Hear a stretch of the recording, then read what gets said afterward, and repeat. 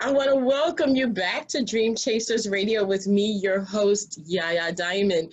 Man, I tell you, I got a show for you today. You ever had a show? You want a show? I got one for you. Don't go anywhere. We'll be right back.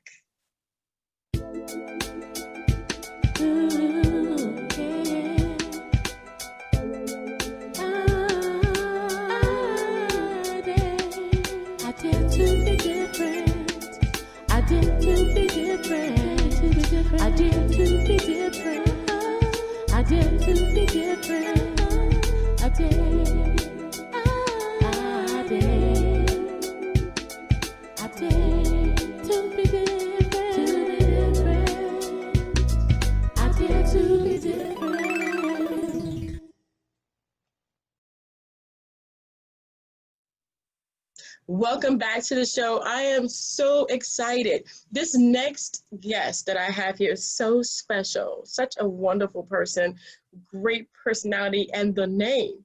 I'm going to do it. You guys know how bad I am with names. Okay, Mocienne. I did it.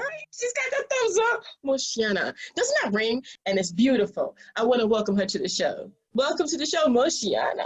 Hi, Yaya. Hey, girlfriend. How you doing? Amazing. Awesome. So we're both smiling. Yes. Because we love smiles, and I love her smile. Thank you. So, Mocienne, tell me about yourself. You know, I'm a singer, composer, songwriter, but what I'm proud with is being a mother. I'm a mother of an angry 21-year-old son. You know the age, Yeah. difficult, you know. So I'm being ignored right now by my son because I tell him to be nice to girls. But anyway, I'm still in love, so in love to be a mom. So that's my proud and joy, of course. Awesome. So you have written books as well. Tell me about that. In 2010, I came into the world media because I had to claim my rights as a daughter of Michael Jackson, my inheritance rights. And to do so, I had to do that before 9 months after Michael Jackson died. After that, even DNA will prove, or anyone will prove that I'm his daughter. I will have no legal rights on his estate. And I wanted to have the legal right on his estate because I'm his daughter. Now, tell me about this because I'm looking at this. You have the memoir, the 3 books already published. So I know that you have that. I had to type it out, girl. I had to get it because it was like, what? So the world knows Michael Jackson as the king of pop. However, you know him as a father. Did you stay with him? I mean, tell me about that. You know, for me, it's really phenomenal because I did not know my father was an artist. I just grew up for the beginning of my life. I grew up in Santa Barbara, California. And he was just dad to me. And the funny thing is, my father always told me he was a police guy working in a police force in California and doing army things. And I knew as a child, my father had an amazing voice. He could sing amazing. I was always, when I cried, I wanted to stop crying so I can listen to his voice. So I found out that my father was an artist when I was no longer with him. And I was kidnapped in 1984. So I did not know he was the king of pops. To me, he was just my dad working for a police officer. Kidnapped? Yes. Oh my God. Okay. Let's go back for a second. I do want to talk about that because that's big. So what are your childhood memories with your father? You know, I have so much amazing childhood memories for me. Everybody keep asking me the questions. And one of the thing is that my dad, he loves to read. He loved to read. He loved to sit on a tree. My dad, he loved to fishing, you know. And just being with my dad, just a simple thing, coming from school, and then my dad sitting in front of the tree, going fishing with my dad, going to, we went through carnivals in Brasilia, in Jamaica, just flying around the world. You know, as a child, I had no idea my father was rich. For me, it was just normal that we could fly everywhere. To me, it was normal that we had a private helicopter, you know. I thought everybody had it. So it didn't make me realize my father was different. It made me realize, but I love my dad very much, and we did an amazing thing. You know, everybody, the entire world was in disbelief and in mourning when your father passed away. How did you find out about his death? I was working very late in the evening, and I was writing a complaint about my child protection, because I wrote a book called Thriller: The Dark Side of the Netherlands, where I was writing about what the child protection did to me when I was kidnapped, all the mistakes. And that evening I was just writing, and I worked very late. So I went to bed. And there's a time difference between California and the Netherlands. I believe it's 9 hours. So I put my phone out because I was working, I was writing. So when I wake up in the morning, I start to listen to my voicemails, and everybody was giving me the condolences. You know, I'm a mother, so the first thing that go to my head, oh, my son, what happened to my son? You know, you don't think about your father. You think about. So the first thing that you do, that I did, was thinking about my son. So I was thinking, who are they condoling me? So I'm trying. So I take another phone. I'm trying to call my ex to see if he picks up, because my son lived with him, and to see if my son is okay. So I have two phones in my hands. Once I listen to the voicemail saying, who are they condoling me? And then one of my nurses who worked for me, for my company, Thuiszorg Ernestine, he said, his name was Leo, he said to me, I want to give you my condolences with your father. And that's when my heart just stopped. So I heard through a voicemail. I remember when my dad passed away 2 years ago, and it was heart-wrenching. You know, the love of a father and a daughter, you know, it's special. It really truly is special. Wow. And you know, it's hard. It's hard because those phone calls you could make, or the contact you could have, is no longer there. And so it is hard. It is hard. Now, let's go back a second. You said kidnapped. Who kidnapped you? Do you know? Yes, I know. Yes, I know. We're going to leave it there. You know, the most important thing for me is that I wrote about my kidnapping okay. in my book. Okay, good. Okay. Outside of Netherlands. Gotcha. And the court knows who kidnapped me. And because I want people to understand, I wrote my book. Good. Okay. So if they want to know, they need to get the book. And that's wonderful, because now they can sit down and read and get the you know, each one, instead of paraphrasing. I don't like paraphrasing too much either. Now, okay, let's go to Thriller. Thriller is a very open and honest book here. And how does it make her feel when people say she's crazy, or you know, they don't believe the life story, or she's, you know, she's crazy. Yeah. You know, how does that make you feel? You know, the most important thing for me that I wrote the book was a memorial to my dad, memorial to my father. Thriller Betrayal is a memorial to my dad, a Michael Jackson person, life outside of being the world famous artist of the wall, Thriller. You know, I'm showing a side of my father that he was capable to have outside him being famous, you know, because I didn't understand why. I didn't know that my father was a world famous man, and how he could have hidden it from me that he was so famous. I didn't understand that. You know, to me, I have scars on my body of my kidnapping. So every day of my life, if I look at my body, I can see the scars. I can see the knife. I can see the cuts, you know. And that's all because Michael Jackson is my father, you know. Wow. You know, let me tell you, I have pee in my bed till I became pregnant. When I became pregnant of my son, nightmares stopped, you know. And it's something, being pregnant, having a child really makes you becoming a lion and a strong bear or a tiger, you know. So when I was pregnant of my son, it was the first time in my life I stopped having nightmares about me as my dad, my dad, being his daughter. So on the moment I was pregnant of my son.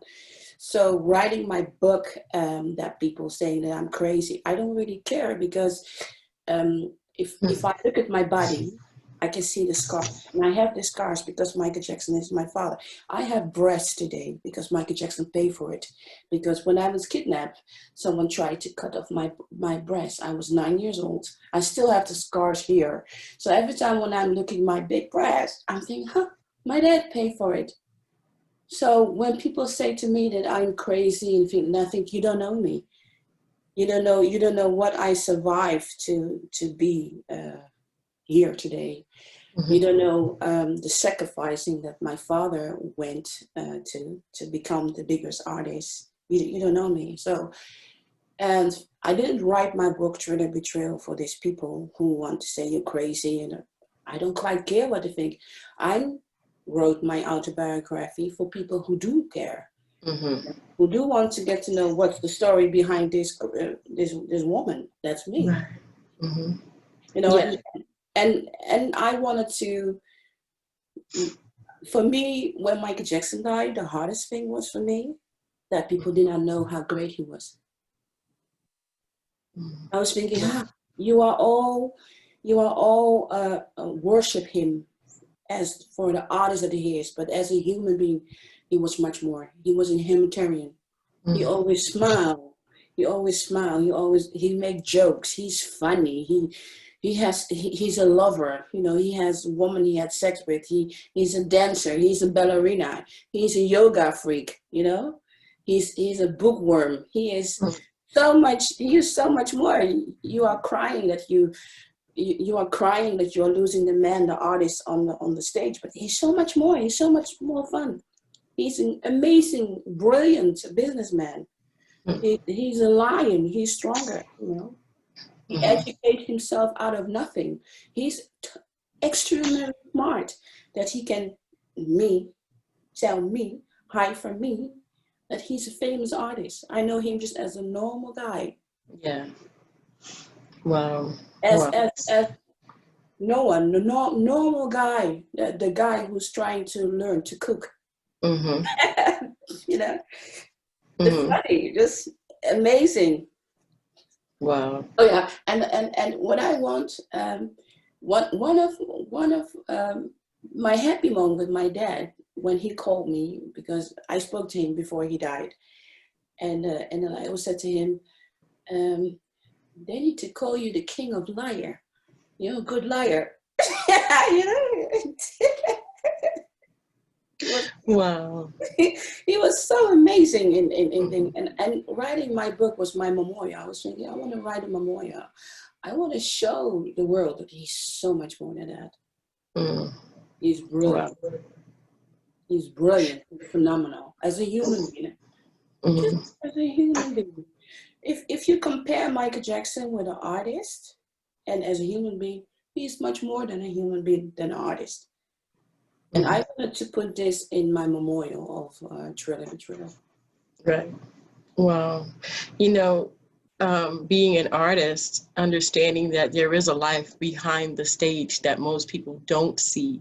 Yeah. And just the sheer humanity of it all. You know, growing up in the music industry myself with my mother, I know my mom sacrificed so much for me. And you know, I didn't really understand when I was young how big she was. until I got older. And I didn't realize that I lived better than a lot of people. I had no idea, because you're so young. It's just something that happened. You grew into it. It wasn't something that you didn't think wasn't an everyday thing. So yeah, I understand. I totally get it. I totally get it. So for me, I was raised as that Diana Ross was the famous one in the family. oh wow. Yeah. So when I was growing up, I always had to say, "Who's your aunt?" Diana Ross. She's the singer. You know, can you even imagine the joke that my father, Michael Jackson, was bigger than her as an artist, and I only grow up with Diana Ross is the fame. It's the famous person. You know, so Michael Jackson wasn't even a part of that understanding in my world. Right. Everybody kept it from me. Wow. You know, I want to tell you one story I really want to share with you about Barry White. He was my favorite uncle. I believe I was 6 years or 7 years old, but one thing that I know is that Barry White was going to get married somewhere. I don't know, Jamaica or whatever. And I went with Michael Jackson, my father, to Barry White wedding. And then, I don't know, it was maybe the first time that I know him, but my father was making jokes about Barry White. He said, he's a big, strong black guy, but his name is White, but he's not white. But he's not white, he is black. You know, he is black. And I wasn't a good eater as a child, so my father and Barry White had many children around him. He had a lot of children around him. So my father told Barry White I wasn't allowed to eat this, eat that, and then Barry White said, "Your dad is gone. You can eat everything. You can eat everything." And he was the nicest man that in my life. And the man that ever kissed me for the first time on my mouth was Marvin Gaye. Wow. Just the history of it all. Yeah, I remember that because he was the only man in my world that really took my face and really really kissed me. His masculine, you know, his tickle, you know. It was the first. He loved children so much. Barry White and Marvin Gaye was really. Stevie Wonder was really also very nice. But these guys, they were so in love with life and real. I didn't even know how big they are because so much love. Yes, definitely. They are more than the talent. Definitely. And I'm grateful that I met them in my life. Oh, I hear you. I hear you. So what about the DNA? Has that been done yet? Are you still looking to do that? In 2011, I went to court and I asked Katharine Jackson in probate court to do a DNA test with me, and she declined. Right. And I couldn't do a DNA test with deceased because the court of California doesn't have the jurisdiction to do so inside probate. You can only do a DNA test with the deceased in crime. And maybe when you go to trial and on a civil, you can try, but then it's very hard. I believe you need to have permission from the family. So I couldn't get the recognition of DNA testing because the state of California doesn't have jurisdiction. Right. So are you? Media I'm was sorry. The media was very mean to say my case was rejected because my case is still open till today. And because Katharine Jackson didn't want to do a DNA test with me, I decided to write my autobiography. So if you ever go to trial, people can go and read my book, what the trial is about. Right. Because, I mean, there is a future. You can still request it. Am I correct? In civil, yes. Okay. But not with Michael Jackson, the deceased body. But then I have to do it with Katharine Jackson or Janet Jackson or Jermaine Jackson or any Jackson, any family, direct family, because it's the same DNA. Right. What message would Michael have, for today's world? I was thinking about that. My father, he was very religious man. He believed in prayer and in positivity. And to me, this is why he survived the Jackson 5. He became the artist that he is. He was really into religion, every religion. For him, every religion is the same. So when I hear people said in the end of the life of my dad was a Muslim or Jewish, he doesn't mind. He believed deeply in prayer. And because prayer is for him positivity. So I think the only thing that my father would say, keep faith and keep believing in the good of people and don't give up hope, because he survived his life on hope and dreams. Wow. Yeah. Wow. So what are the feedback? I mean, do you have any feedback from the books that you've written so far? Yes. I don't want to sound very arrogant, but even I studied music for 8 years. Mm-hmm. I'm a professional songwriter. Mm. Yeah. Yeah, I'm professional. So I can write songs, I get royalties from songs that I wrote, Oh, nice. Thank you, Be My Stem Rock. Thank you. So, but everybody was very surprised that I'm a good writer. And so they didn't, my writing, I was raised speaking 7 languages. Mm-hmm. So if I write something, my ABC is not so correct, but I love my editor. Mm-hmm. They will correct an extra A for you, or they will remove the P and put an F. Mm-hmm. I love my editor. So everybody knows that I write a little bit strange. My English writing is horrible, but I can write. Okay. Mm-hmm. I can write. If I write, I want you to give me apple. Maybe you will see some spelling in it. I don't have any dyslexia. I was raised with a lot of languages, and I never had a time to really write languages really well. I write Dutch really well because I've been living for 36 years in Netherlands. Mm-hmm. So a lot of people, they know my writing. People who know me, they will say, oh my God, you can write, you can really write. We recognize your writing. And I felt like a little bit embarrassed, Mm. But anyway, I feel very proud that they like that I can write. And they, one of the interesting story for me is that people who know me for years, they reading my book and they coming to me, and then they say to me, Mocienne, we've been friends for 25 years, but you know what? I realized I don't know you. I have never known you. Who are you? We need to have some dinner.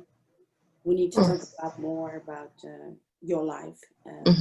So I get a lot of friends that they feel now with this book, they really get to know me. Mm-hmm. Wonderful. Wow. Your story is so interesting. Where can people find your books? Where can they find this to get more information about you, about your kidnapping, about all the things that you went through and what you're trying to do today? I have a partnership contract with Kobo in Canada, and I believe it's Rocket on the Rocket. They have a lot of partnerships. Okay. So if you want my ebooks, you go to find the partnerships with Kobo. You can find it everywhere. If you want, you can download the ebook. And if you want to have my book in paperback, you can buy it on Amazon, and you can buy it in every partners of Amazon. So even Barnes and Mobile. So you can find it really everywhere. If you have the title, you can order it. You can find it everywhere. Awesome. Okay, I'm going to try it again. The name is so beautiful. Mocienne, right? Yeah. I'm trying. Yeah. The name is Moon Trail. Means Moon Trail. Moon Trail. Beautiful name. Moon Trail. I'm a trail of the moon. Wonderful. Beautiful name. And I want to thank you so much for being on the show, and thank you so much for bringing your story and your books. And you guys, This has been such a pleasure having you on the show. I'm telling you, it's such a pleasure. Thank you so much. Can you tell me who's behind you? Yeah, on the pictures. This is my son in Paris, and I have a Buddha. I believe in Buddhas. And this is me, a small photo of me and me with my son when he was a baby, 9 months old. Aw, such a wonderful thing. It's so beautiful to see family in pictures. You know what I mean? It's just wonderful, wonderful, beautiful. I want to thank you so much again for being on the show. And all of Mocienne's information will be in the description box below. You guys know how we go. Just go ahead and click and it'll take you straight there. Support, be a support, learn about some things that just might be, let's say, turn your world upside down. Just put it that way. I want to thank you again so much. You're so beautiful. And thank you so much again. This has been such a pleasure and an honor. Thank you, Yaya. And thank you. And thank you guys so much for tuning in. And don't forget to dare to be different. All right, guys. Good night. Wow, what a wonderful story. Thank you.